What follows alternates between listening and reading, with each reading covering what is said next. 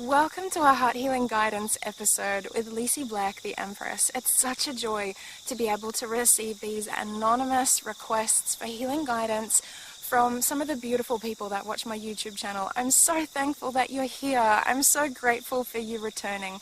And today, a very interesting request and something that I'm really grateful to be able to talk about is cord cutting, energy cutting. A lady came to me and she said, this person keeps coming into my life. I have cut the cords, I have released her, but she keeps coming back. And she said, am I just meant to accept this person in my life? Now, to give this some context and just to share my personal belief around this may resonate with you or it may not, is that cord cutting and energetic cutting is a wonderful process and it works for a lot of people. For myself as an empath, I actually recognize that my whole world is a reflection of my inner world. So my interpretation is that when we are having people that are drawn towards us, we have to recognize the interplay that we've drawn them into our world as well. So this isn't just a random occurrence outside of us, it's actually a reflection of something that we need to pay attention to. Very often people who are sensitive to energy and who are sensitive to emotion, like us, we really want to be able to be free of some of the people that are in our world. One thing that we sometimes don't consider is our own personal power and capacity to say, no, this is not working for me. I need space. I need more space to be on my own. I'm not feeling good with how our relationship is right now. I need this. I need you to not contact me. I'm needing space for a month or two before I'm ready, or I'm just not feeling like I can actually have you in my life right now. Pause. Now, the reason why we don't do this is that we're so tender-hearted and we're so caring and kind and loving to all the people who are around us. We don't want to hurt their feelings. We don't want to have them feeling abandoned or alone. And for me as an empath, recognizing that we're healers really supports me in these situations, because when we don't claim ourselves as a healer and we're attracting the wounded, it doesn't make sense.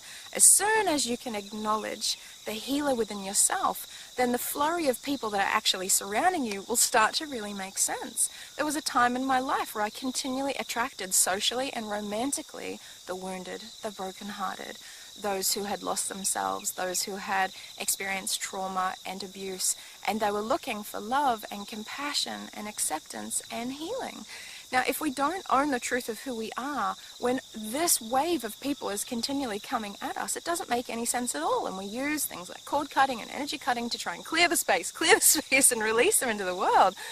The problem is that until we claim our role in the part that the wounded are drawn to the healer, we can't see that we're actually calling them in, okay?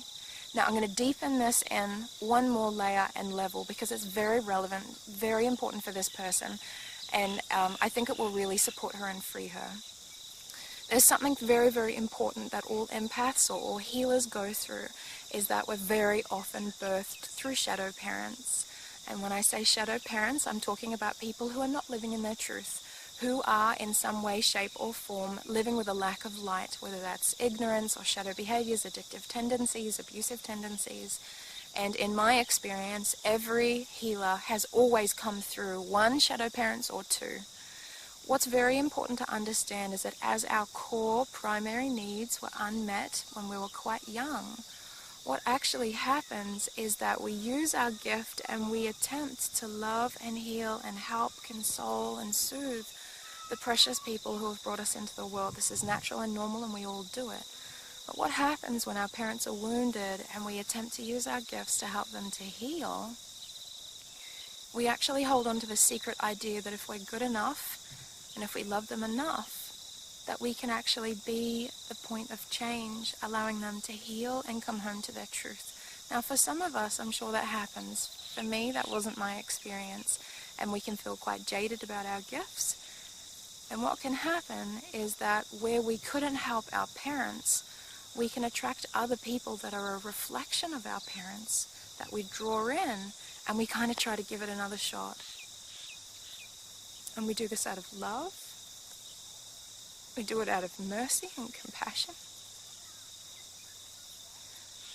I just know how many of us are doing this. I did this for quite a long time. And what's difficult is that it's not releasing the person that's difficult. It's difficult to stop ourselves from trying. I love my emotions. I love feeling deeply because I can't not share things like this and not feel so deeply. This lady who has reached out to me, I really want to give you permission to know that it's not your responsibility to save your parents. It's not your responsibility to help and heal them. I believe it's our responsibility to heal our own hearts. And that if those in our presence realize that they have the power and capacity to do that for themselves, and they do, then happy day. But that's not within our jurisdiction. That's not within our point of power, our sphere. Our sphere is us and us alone. So this beautiful one who is finding this person redounding and returning with all of your energy and cord cutting, I invite you to ask yourself, who is she a reflection of from your past? And is it time to forgive yourself for wanting to help and heal that person from your past? And is it time to allow yourself to be purely devoted to allowing yourself to express who you are and your truth? And I promise you, if you make that decision and you change that within your own heart, she will move away of her own accord. I've seen it happen to me so many times. And I want to reassure you that you can feel safe in this world, that you don't have to be bombarded by the wounded who are seeking healing.